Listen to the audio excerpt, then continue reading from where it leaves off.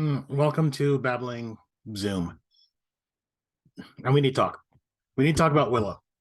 I've actually recorded this before, and I went on this full ramble, and I realized it's just a nonsense, and I'm just not going to post it. So I'm going to do it again.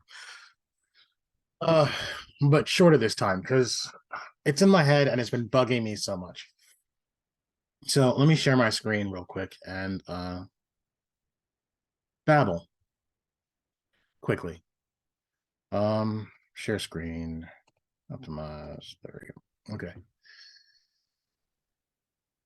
First, let's kind of explain Willow. Um, oh, that was a better one. All right, so Willow is an 80s property, 80s movie um about an ambitious what is the name of that? No, I'm blanking. I wish I pulled it up. An ambitious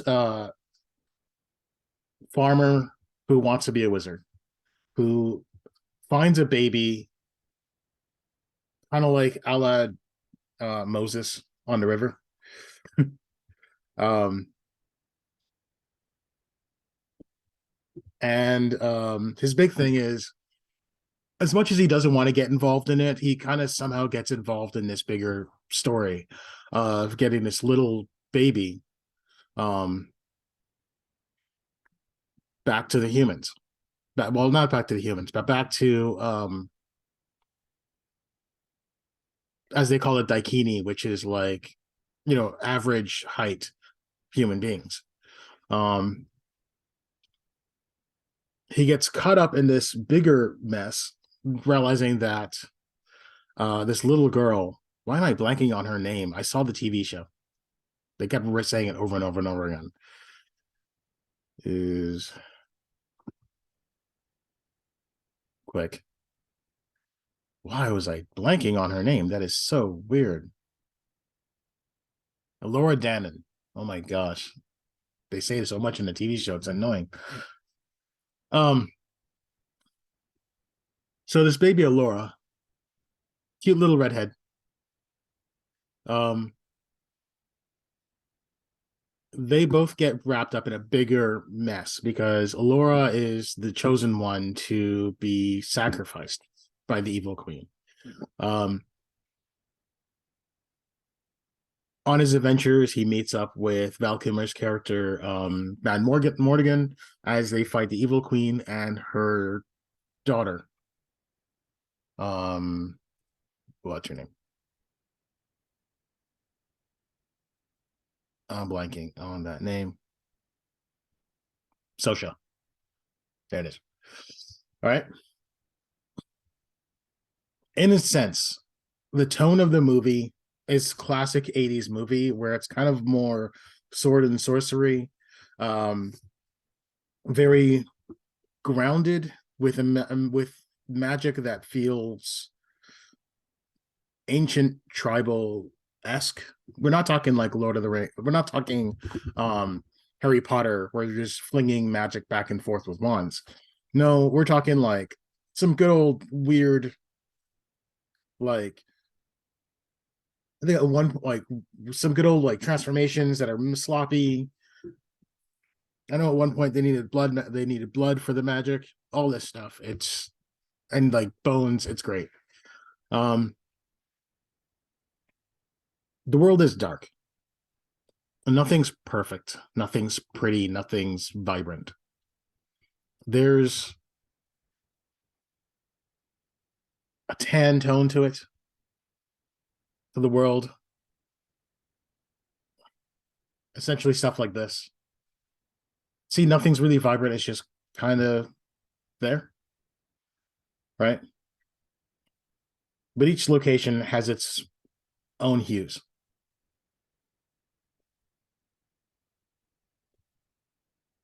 And no one's perfect. It's a majority of the characters are kind of a mishmash of like clothes and stuff.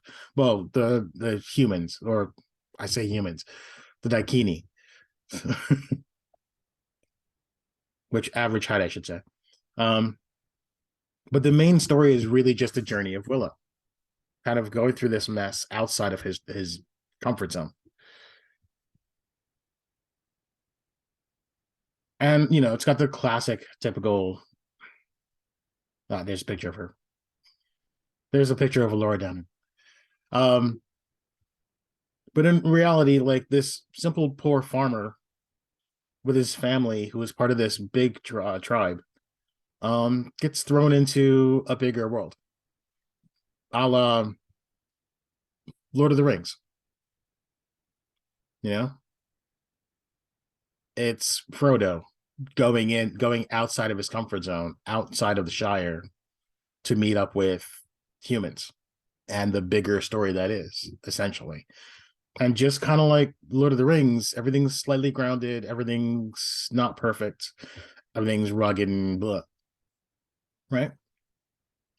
Now, the TV show skips ahead into the future.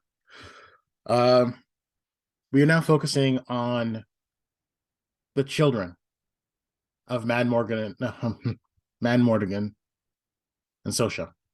So again, sorry, spoilers. I should have mentioned that. And we're watching this whole story about how the ancient evil might come back, and the son of Mad Morgan is kidnapped. And now his sister and a group of random people, uh, go off to save him. There's a little bit about Laura Dannon. Yeah. But essentially the main story is really kind of focused on Mordigan's, or I'm saying Mordigan, Mad Mordigan, but it's Sosha's daughter, Ruby. Be back.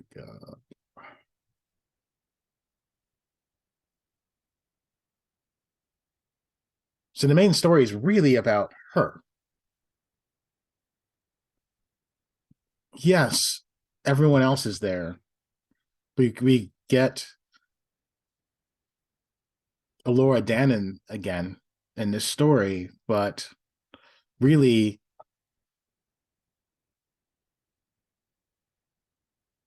it's about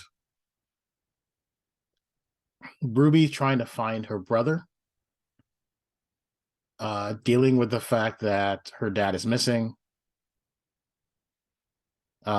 dealing with the fact that she's in love with her character, the best friend Aaron. That clicked the wrong one. Yeah, Jay Claymore, awesome by the way. Sorry, wait, I said that wrong. Uh Kit. I'm reading this wrong. Kit is the character name. Ruby is the actor name. Jade is the character name. Aaron is the actress. There we go. I'm messing it up bad. But we have to go save the son. But the main story is really about her and her struggles of just dealing with what's going on with her dad, why all the secrecies, and why can't I just be my own? Fine. Again, I'm rambling. I'm sorry. Uh okay. So here's the biggest problem with this show. It is completely tone deaf. Majority of this show,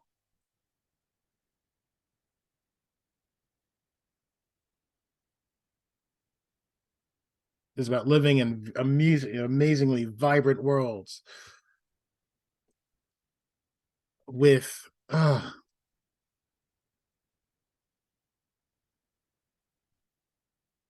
not saying they're basic, they're just okay characters.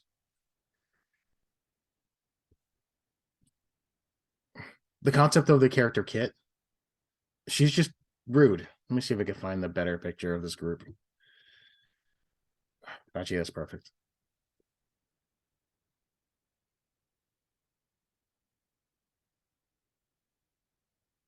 That's not what I was looking for.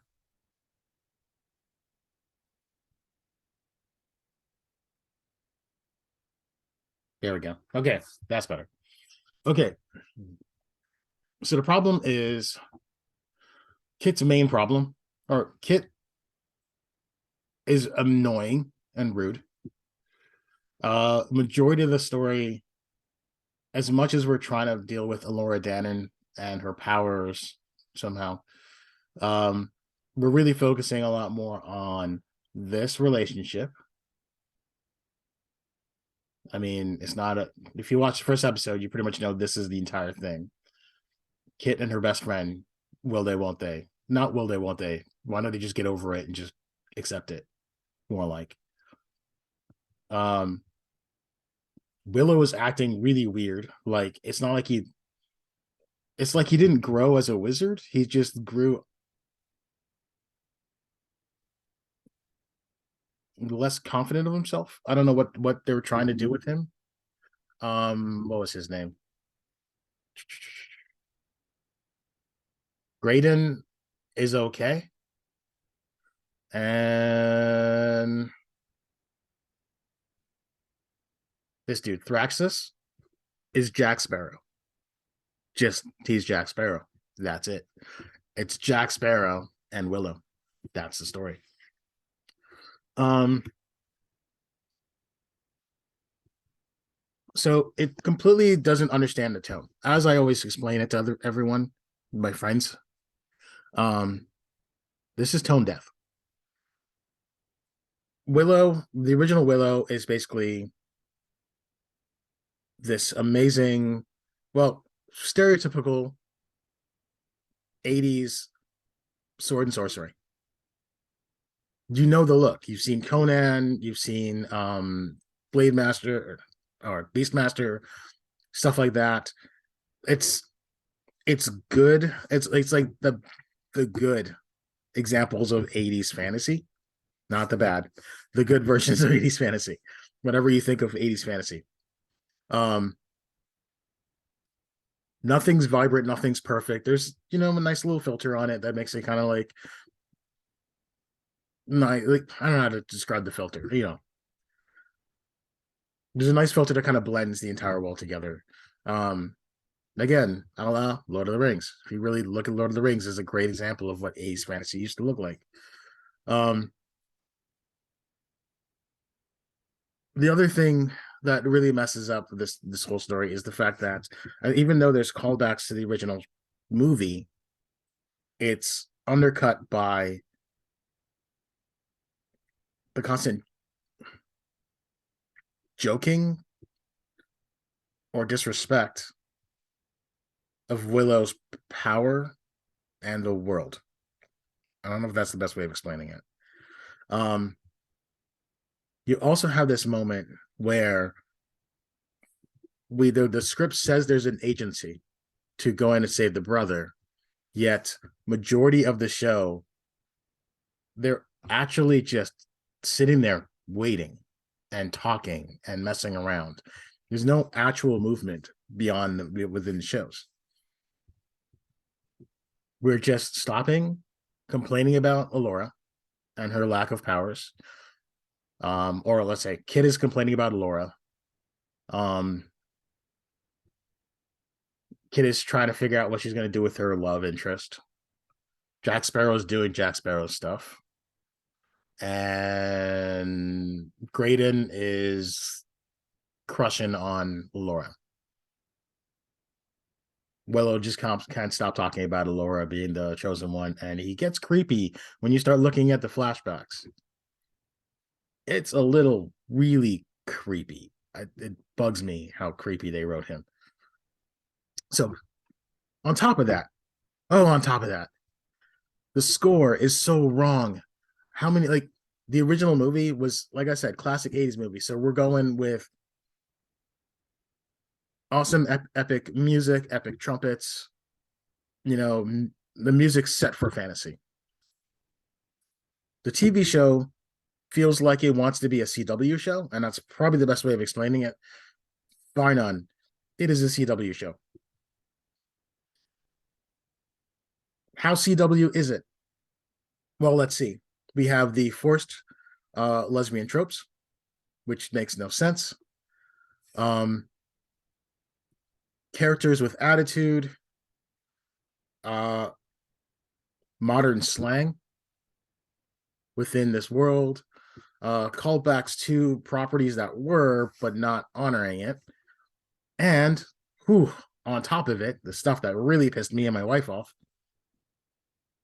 the cover bands of pop songs. The original movie has no pop in it. There's no air, there's no electric guitar, there's no synthesizers, there's no nothing. Just classic 80s fantasy music. You could just take that music and throw it into any fantasy nowadays and it'll work perfectly fine. This feels like it wants to put a cover band on everything, with the exception of that last song on the last episode. Um uh Money for Nothing. Yes, they played Money for Nothing, but thank God they didn't do a cover version of it. Oh, but okay. Here's what they did wrong. Here's what should have happened with this show. I'm perfectly fine if you wanted a strong female lead. I'm perfectly fine if you wanted the situation with like a girl and girl relationship. Don't find lesbian relationship, fine. Here's the two things you do. Um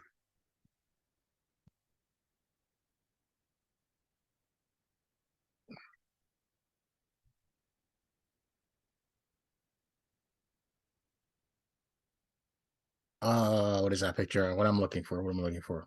Here's what you do.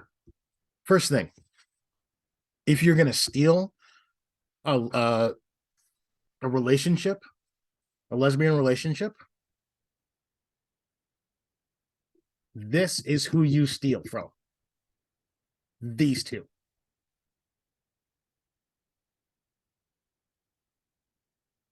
This is the best lesbian relationship, bar none, on CW. Right?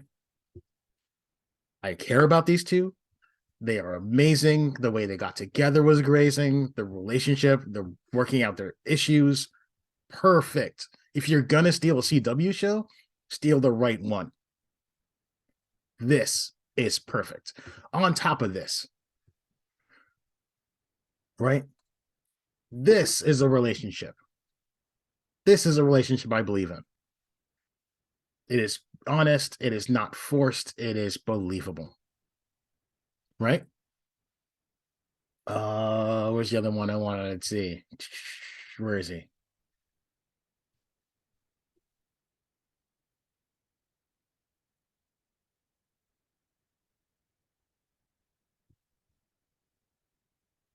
Oh, I can't find it. I can't remember what the episode was.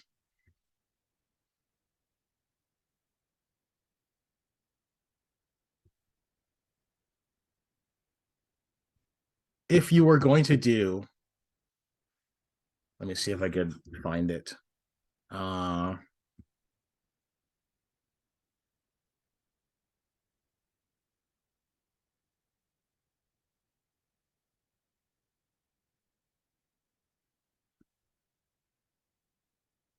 right. So if you're gonna do a love scene between two men,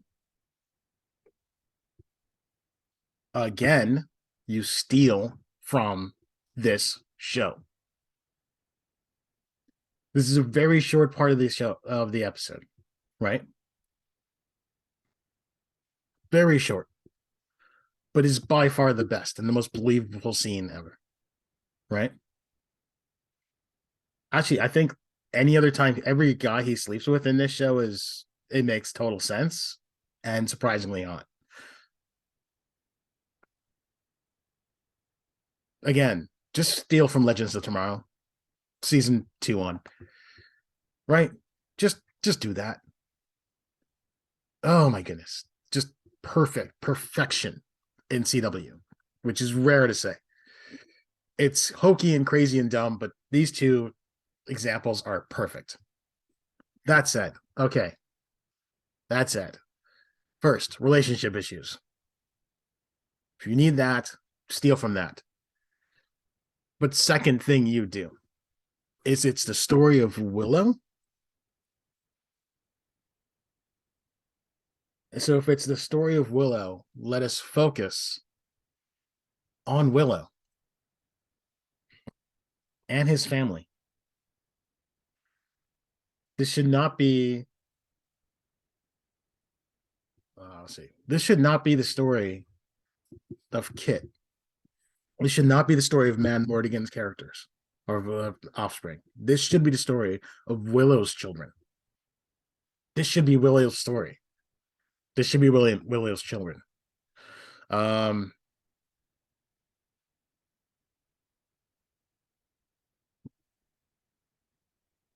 so the main character should be Annabelle Davis, hands down. This is what the story. This is what the Willow TV show should have been. Annabelle Davis was a great job in this short little time she has in this, right?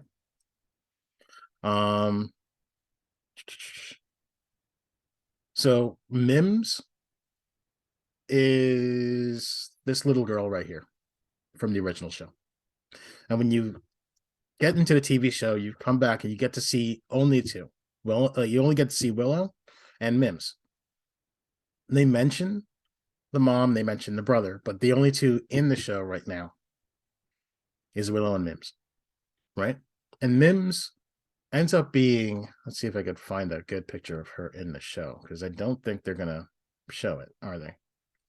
I'll have to look it up. Oh, by Constantine. Not Will. Right. Willow Mims.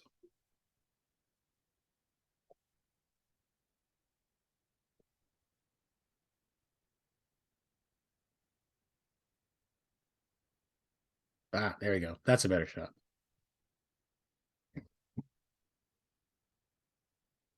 When you get to see when you meet Mims again in the show, she's a warrior.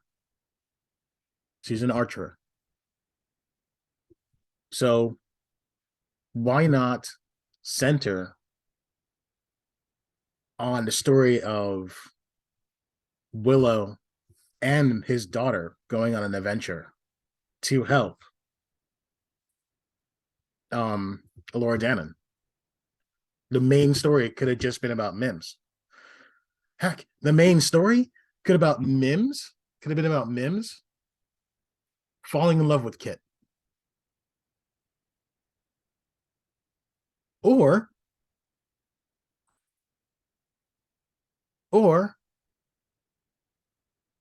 it could have been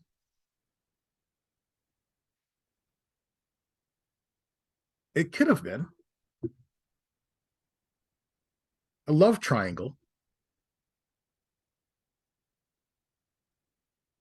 between Jade, Kit, Jade, and Mims. Boom. Tension throughout the entire the entire travel. I just okay. This is why I'm mad. I know everyone makes fun of the 80s. I get it. It's a weird time with some really interesting movies. But it's also the time of a lot of representation that has not been seen anymore. That is the problem. When you first, the first act of Willow is the world and community of little people. It's not just Willow, it's the community. It's their fantasy story. When Willow goes off with this with Alora Dannon, he doesn't go alone. He goes with an army, with a small band of people, right? He goes with a few warriors. He goes with the council member. It's a community of people. And when they realize it's out of their hands, yes, they leave, but Willow and his friend stays. It's not just Willow going out and doing things. This isn't just a one-off thing. There are multiple stories that, oh god, I wish I remember all of them. And it's small, a small droplet in the 80s pantheon of like great movies, but like there are multiple movies where we do focus on the lives of little people. And to my knowledge, I wish I remember them all. And if anyone knows these things or want to look it up, fine, go ahead. Like I remember one about the apartment. Like there's this one where this entire apartment is like a fantasy world, and it's like the only person in there that understands it and can save the day is like this little kid and his neighbor who's a little person. Oh, I wish I remember the name of that movie.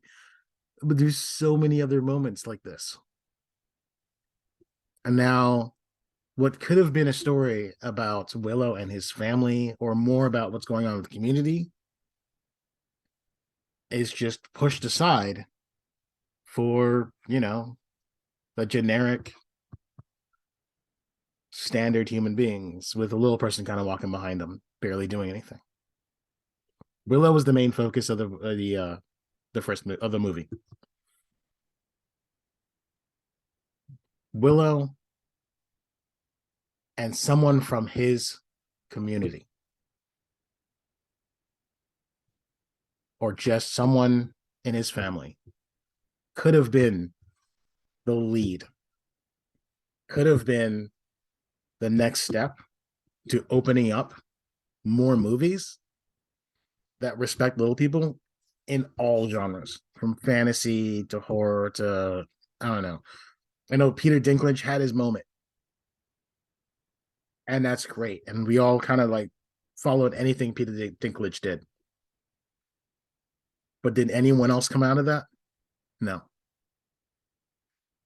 This could have been a return to like reinventing all those old properties that actually did put little people in the forefront. But it didn't.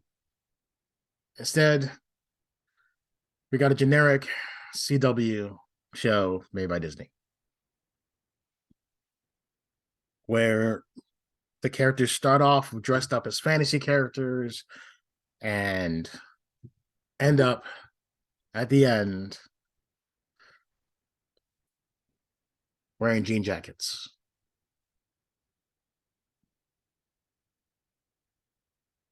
Was it episode 8?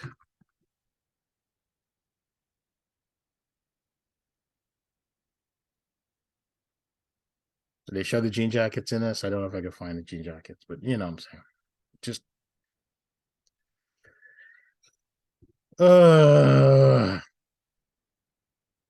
I'm not gonna find it. Whatever.